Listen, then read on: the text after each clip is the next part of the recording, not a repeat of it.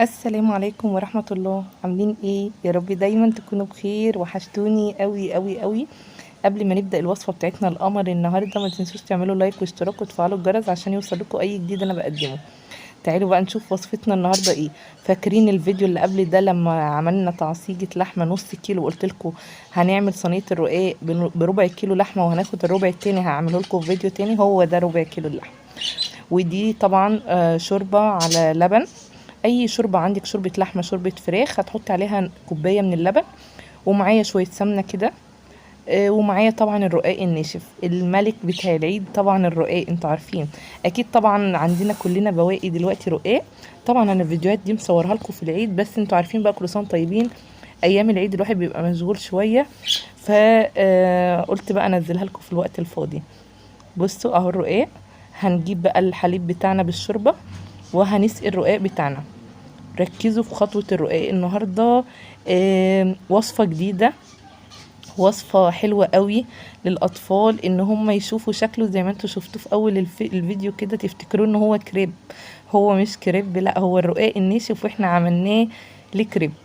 يلا بقى نسقي الرقاق بتاعنا كده من الناحيتين، من الوش ده والوش التاني كده، نشربه باللبن والحليب بتاعنا، وهنركنه على جنب. يعني الرقاقية اللي هنشربها لبن وحليب هنركنها على الصينية جنبنا، مش هنستخدمها دلوقتي. ركزوا في كل الخطوات عشان تعرفي تعمليه ويطلع معاكي ناجح. بصوا اهو بالشكل اللي انتوا شايفينه، مفيش اسهل من كده. طبعا زي ما قلت لكم دي وصفة اقتصادية. ان احنا الفيديو اللي قبل ده كنا عاملين نص كيلو لحمة، خدنا منه ربع كيلو وشلنا الربع كيلو للفيديو بتاع النهاردة. فالوصفة يعني اقتصادية خالص. لو ما عندكيش لحمة مفرومة، اعملي بصدر فرخة هيطلع تحفة قوي. هتعصجي صدر الفرخة عادي ببصل وفلفل الوان وحاجات حلوة كده، وتعملي نفس الخطوات في الرقاق زي ما انا ما بعملها. بصوا زي ما انتوا شايفين انا بشرب الرقاق. بصوا انا ساعة ما كنت بعجن الرقاق، اتفرجوا على فيديو الرقاق اللي انا عاملاه. الرقاق ده اللي انا عاملاه، انا ما اشتريتش رقاق من بره. انا ده الرقاق ده انا كنت عامله لكم في فيديو قبل العيد، يعني قبل العيد. الرقاق ده كنت عامله منه رقاق صغير. بصوا شايفين حجم الرقاقه صغيره. انا كنت قاصده ان انا اعمل شويه صغيرين كده عشان اطلع لكم بالفيديو ده.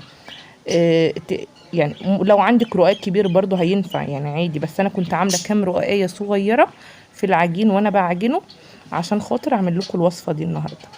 فكنت عامله الرقاق الصغير اهو، جبته بقى بشربه من اللبن وبحطه على بعض بالشكل ده. ما تخافيش، ولا هيلزق ولا هيحصل له اي حاجه. هتشوفي معايا، كملي الفيديو هتشوفي.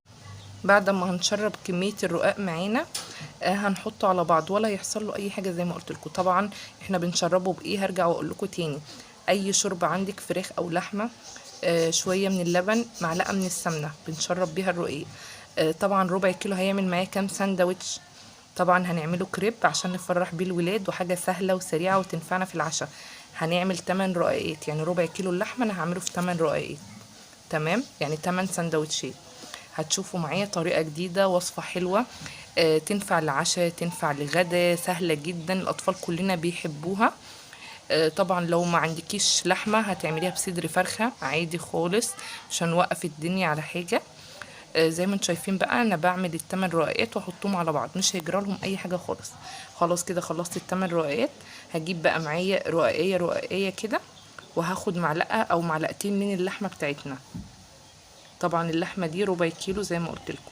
هناخد بقى الكميه اهو، وهنحطها في ربع واحد من الرقاقيه، اكنك بتعملي كريب. وحاجه حلوه قوي، طبعا عندنا كلنا الرقاق من العيد، يعني اكيد كلنا عندنا رقاق، فقومي اعملي الوصفه دي حلوه قوي لاولادك.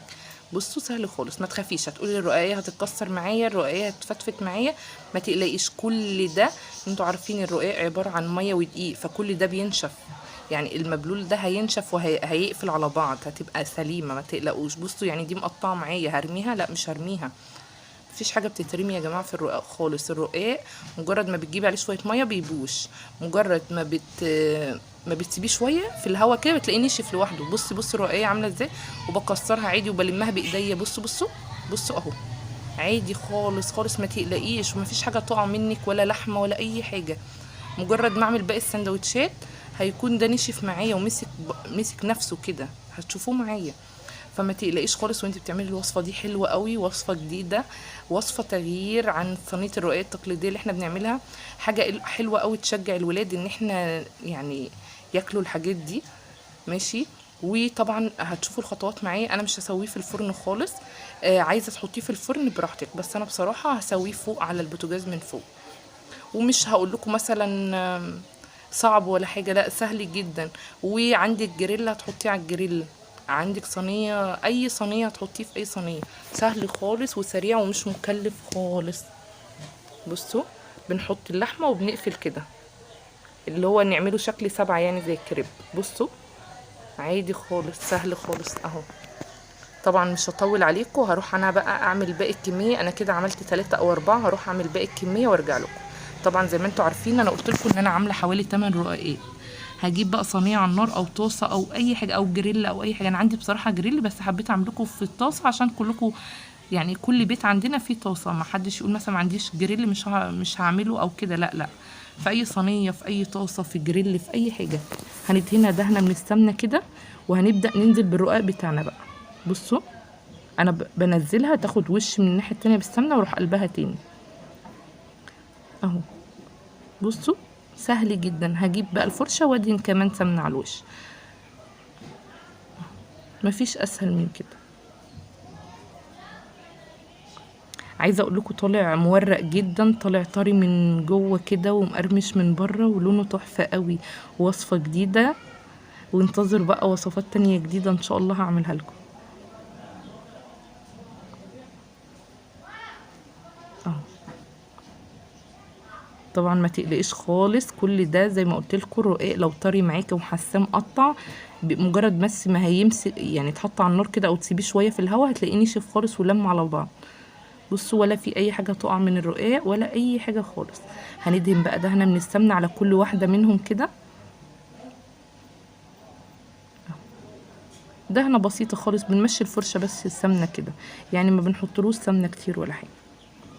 هنسيبه بقى كده خلاص. بعد ما دهناه سمنه بقى كده هنسيبه بقى كده ياخد ايه، ياخد اللون بتاعه. طبعا انتوا عارفين الرقاق ما بياخدش سوا، واللحمه معانا متعصجه، يعني احنا بس هنديله بس لون قرمشه بس كده. عايزه تحطيه في الفرن بنفس الطريقه كده، تحطي سمنه على وشه وتحطيه في الفرن هينفع قوي. بس انا بصراحه بحب احطه على البوتاجاز من فوق عشان يبقى طري معانا. خلاص اهو. خلاص كده انا اتاكدت ان ما بنقعدش نقلب فيه يا جماعه كتير، احنا بنسيبه بس ياخد لون وبعد كده بنقلبه على الوش تاني. شايفين اللون؟ شايفين شكله؟ والله تحفه تحفه. حلوه قوي لما ابنك او بنتك يمسك الساندوتش كده ويمسكه مره واحده وياكله. تغيير يعني تغيير عن صينيه الرقاق اللي احنا بنعملها. طبعا اللي ما شافش الفيديو اللي قبل ده انا كنت عامله صينيه رقاق خطيره، روحوا شوفوها بسرعه. يستاهل بقى كام لايك اهو. كريب ده ولا مش كريب؟ كريب، بس احنا عاملينه بالرقاق الناشف. يلا بقى بصوا تعالوا نشوفه كده. كده خلاص بعد ما خد تسوية على الناحية التانية. بصوا طبعا مسك قفل على بعض ازاي، مفيش حاجة وقعت خالص. حلو قوي متماسك. زي ما قلت لك ما تقلقيش ما تقلقيش ما تقلقيش، ما تقوليش مثلا هيتقطع هيتفرول. كل ده بتطبقي كده بايدك كده وبتلمي في بعض كده، كل ده بيتدارى خالص.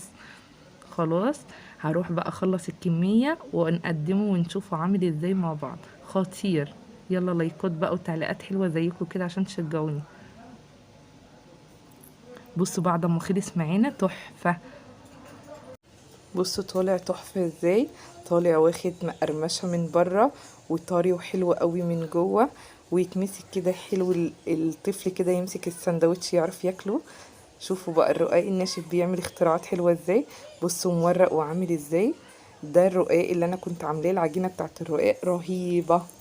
بصوا قطمت قطمة تحفة تحفة تحفة تحفة. يستاهل كام لايك بقى. وبكده اكون خلصت الوصفة بتاعتنا القمر النهاردة. يا رب تعجبكم وتنال رضاكم. تعليق بقى، تعليق حلو كده عشان تشجعوني اعمل لكم وصفات تانية جديدة وحلوة. بصوا شكله عامل ازاي، تحفة. طبعا انا قدمت معاه مخلل، انت براحتك اللي عايزة تعمليه معاه براحتك خالص خالص خالص. وبكده بقى اكون خلصت الوصفة بتاعتي النهاردة، ويا رب تعجبكم واشوفكم في فيديو جديد ان شاء الله. باي باي.